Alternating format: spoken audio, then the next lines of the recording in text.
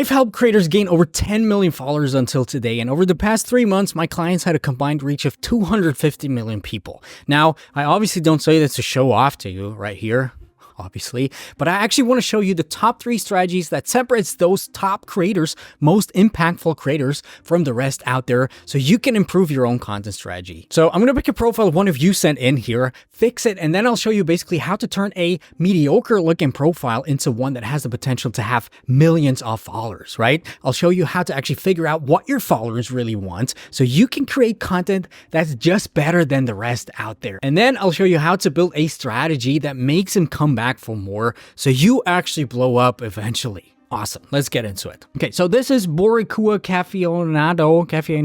He didn't specify the name actually, but he has issues getting views and likes. At least that's what he wrote.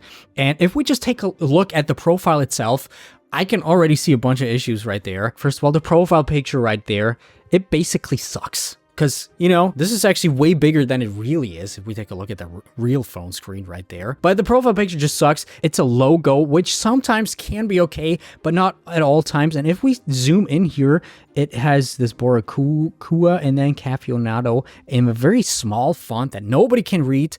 So that's the first thing we need to change a profile picture. How we're going to figure this out, what we're going to actually do with this.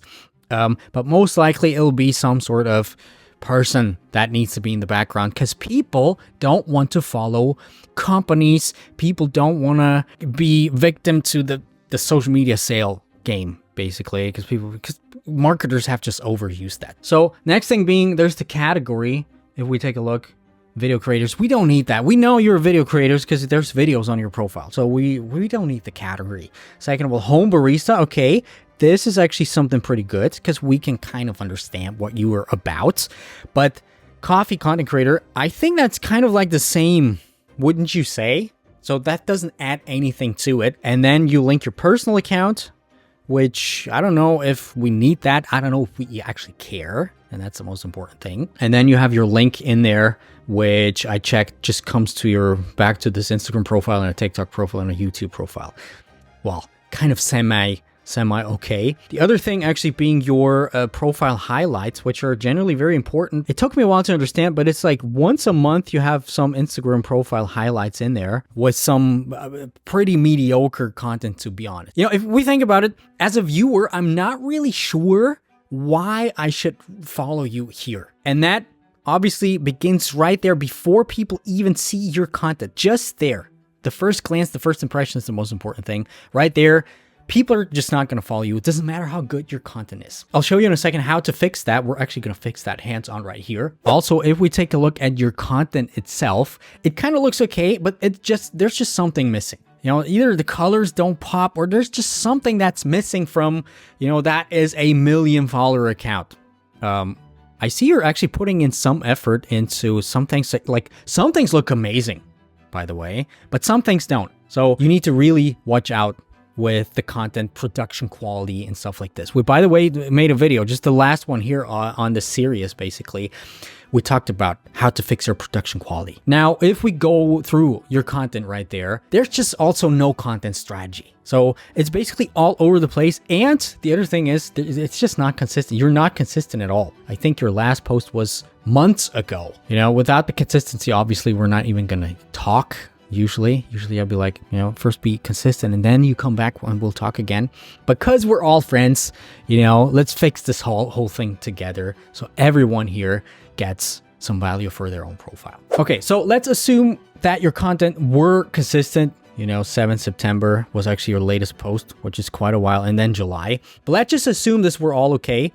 Even then, the content would be all over the place. There's not a lot of content variety, just some pictures of some nice latte art, which is cool.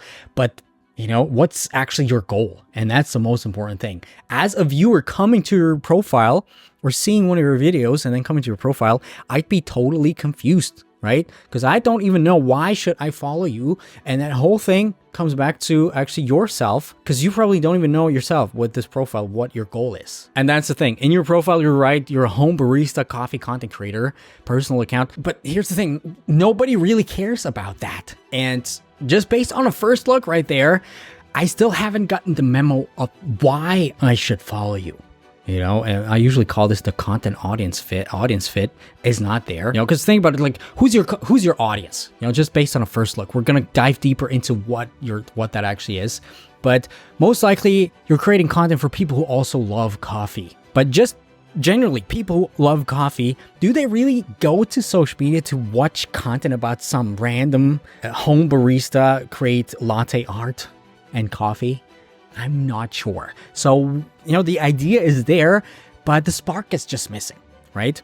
So we really need to go ahead and elevate this whole thing, right? Think about, why would somebody who loves coffee go to social media and watch content about coffee? And obviously, that's a big part of making your content strategy work, understanding exactly that. So let's do some research. And basically, what I'm going to do right here is, just for the sake of this video, just put in coffee in the search bar on Instagram. Everybody do that with your niche. Go really broad, right? Don't go really, you know, keyword stuffing in there. I just put in coffee right here, and, you know, already a lot of interesting content right there. Beautiful content, by the way.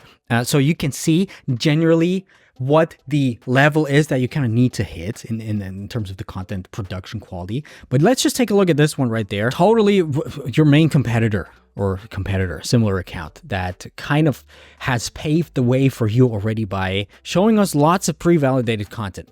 And one thing she has in her bio, actually the only thing, but it's actually pretty good, teaching you how to make coffee shop level coffee at home. Damn. You know, it's pretty good. It's a value proposition. I call it a one-liner. By the way, in my program, we have multiple at this point, customly trained GPTs to kind of get to your one-liner and create your value proposition, something that makes people be like, wow, I need to follow that. I need to hit the follow button, because otherwise I'll lose this profile. We need to do what everybody seems to skip at all times, because it takes a little bit of brain power and it's a little complicated. It is mapping out your audience, aka your avatars, aka your one true fan. You know, I've been talking about this for years at this point, and we actually, in my program, the Creator Mentorship, we do that for our clients, and it takes a while, right? And we really try to go really deep. But luckily right now, because we've been doing this for quite a while, I also have a custom trained GPT with my brain, essentially, with all the data points that I've had up until now. Probably I'll continue to live inside there once I'm done. I already put some basic information about you, your content, and what I assume is your goal in there. And afterwards, I also did some market research myself, because, you know, we just can't trust the robots. iRobot, stuff like this. We've all seen where this will lead. Anyway, so this is what I came up with doing, let's say, 30 minutes of research with the help of my GPT. Usually this takes weeks, right? And usually we come up with some baselines thing, and then over the course of the next months, we'll refine that, because that's the way it really works. Essentially, let's just go through that. And you will see that this is not just some boring sheet that you built kind of fantasizing about your audience. This will give you not only content ideas, it will give you hook ideas later down the line. And basically, it will be the main core of your operation. What I came up with is, most likely your audience is between 18 and 40 years old. They're generally interested in learning new skills, DIY projects, improving their home routines. We'll get to that a little later. Also, what I found is there's a slight lean towards millennial women who are interested in coffee culture. Don't ask me why, but that's what we figured out. And also, the experience level of your audience is most likely beginner to intermediate home coffee enthusiasts. And here's the thing, a lot of the things here, I just made an educated guess, you know, because I didn't have anything to go off with because we didn't speak. And then it goes on to the actual stuff, the psychographics and stuff like this, the pain points, the struggles, right? People are struggling, mastering techniques, perfecting coffee making, right? Getting the right grind size, the milk texture for latte art, blah, blah, blah, blah, blah, equipment issues, replicating cafe quality coffee. You know, that's one thing that she had in there. So I obviously took that and I did some digging. That seems to be some huge trend right now that's going on. People want step-by-step guidelines to help you achieve, basically replicate the Starbucks thing or whatever is fashionable right now. How do I know? Now, also goals and aspirations.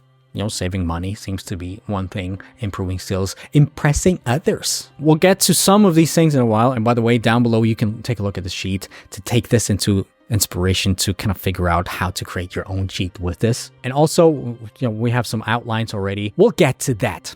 Just based off of this, I actually came up with some really baseline bio. And like I said, it took me 5 minutes. Usually it takes longer. But I think it gets the job done. And not even thinking about your content yet, I basically optimized the look and feel of your Instagram profile, right? AKA, I made it look like you could potentially have 1 million followers easily, right? And here's what I actually changed. This was how it was before. This is how it is right now. So first of all, I changed the profile picture, okay, to something.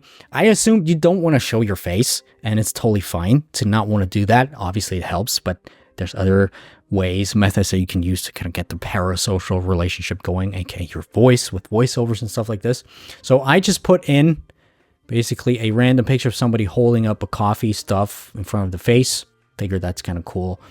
I also make you get the verification button type of thing just to make you look more legit. And usually if you don't have a lot of followers, this verification button kind of feels or can feel like, oh, they're just buying their button and their tick mark, check mark, and they're losers. But if the whole profile looks 10 out of 10 and looks like it's some professional content creator doing some stuff, people don't think about that. People just see the overall picture. Again, just take a look at that before, after. Put in your bio right there. I also optimized the story highlights, which are very, very important. What I figured out, what I wrote in this document, your coffee journey, just to get a little bit more about yourself, to kind of have people relate with you a little bit more. Coffee, latte art, blah, blah, blah, blah, blah. We're not going to get into that too much. And I also implemented down there some sample look, basically, of how content could look like if the production quality was a little higher, and also already a little, content strategy is in there, which we're going to talk about in a second. And now that we have the whole profile looking fresh and cool, we obviously need to build a strategy that fits that matches that actually gets people to come back and return and scroll down and actually hit the follow button right there. The best way to actually get there is to make it as easy as possible for people to find a bank of content that they came for that fits their needs. Basically, your Netflix on your profile, just based around your topic that you have, your niche. And there's actually two important steps that you need to take to make this. First of all, by building out content pillars. We've talked about this before a little bit. Different types of content so people have a clear vision and expectation what your content is about. But also, content pillars are also there to help people find your content easier. Think of Netflix. Think of the thumbnails of YouTube. It's a little similar, but also a little different. But we need to make people find, okay, I just watched, for example, if we go here to the profile, I have one that's 30-cent Starbucks clone or failed latte art. So, 30-cent Starbucks clone, they instantly know, well, this is about recreating some Starbucks thing. And if your videos all say that or a similar thing, people know, okay, I just watched the Starbucks clone. I want to see another one in that same pillar. They're going to scroll down and obviously going to find that, helping your session times really be higher. And this is actually the sweet spot, what the algorithm is always looking for. How to start building your content pillars. First of all, we're going to do some market research similar to what we did here, just a little deeper. This girl that we saw before with her latte and with her coffee, we're going to find a lot of different stuff. First of all, in your industry, like the coffee stuff, but also outside of your industry. And this is where it gets interesting, because if we go back to our document that we have created, again, this is just a very baseline document, a very basically surface scratching thing, but we know a little bit about the audience demographics that you have and people, and it says people are generally interested in learning new skills, DIY projects, and improving their home routines. So just from figuring that out, we can go and take a look at content. DIY project content doesn't have anything to do, or it doesn't have to have anything to do with coffee making, but still we know that our audience is also into that. So let's find some patterns and similarities of content that we can bring over to our own content from somewhere totally outside of our niche. Here's what I kind of came up with for your content pillars to try out initially for the first 30-45 days. First of all, recreating trending coffees from famous shops, obviously, right? Like Starbucks, like the pumpkin spice thing right now. That is trend within the trend. right? So let's recreate that, show people, not just recreate, but show how to actually recreate that for a fraction of the price. Because I know down there people say, well, they kind of want to save money and they're kind of sick of the barista $20 coffee or something like that. So that'd be one thing. You could also show your own recipes, for example, or techniques, how to create stuff. Like people say, for example, mastering techniques. This is one of the pain points and struggles, perfecting their, getting the right grind size, for example, milk texture, stuff like this. Then any type of latte art related content, I could see that you're actually into that a lot. And then one thing that I just thought about, which could be really cool, is to, letting your friends rate your coffee replicas. So give them the Starbucks one, the real one, and give them yours, and then let them rate it, or strangers on this outside of a Starbucks, for example. Maybe you'd have to blur it out though, and try to rate that and just have some sort of cool, awesome content thing going on. Doesn't matter if they say, well, the Starbucks one is way better, still cool. I'd still post that. This just being a very, very baseline content pillar strategy. And from there on, obviously, these are just rough pillars. From there on, we kind of need to build secondary pillars, basically, and branch out and try out various formats within them. So, voiceover videos, different content styles, you being on camera or not being on camera. And, mostly we need to play around with the hooks, with the exact hook structure and the whole packaging side of things. And once you have that down and you create content for a month or 2 months, you'll have a pretty good understanding of what actually works or not, especially if you collect the data. That's what we do. I obviously have what I call the data-driven content framework, which is essentially what we do. We build the content strategy, we have clients post, we monitor that closely, we take in some data after a while, and then we see what worked, what didn't work, and then we make some switches and we tweak some things. Again, if we just take a look at this whole basic framework and research what we did, along with the avatars, just that in itself will probably give you ideas for 500 videos, maybe even more, that have the potential to not only go super viral, but you also have a profile now that keeps these people, if you go viral, on your profile, and then makes them follow you, and then they'll come back for more content because they know it's easy to find it because of the pillars, because of the way your profile is structured. Now, if you want me to go a little deeper into these things, obviously, just let me know in the comments. I'll make some videos about that, obviously.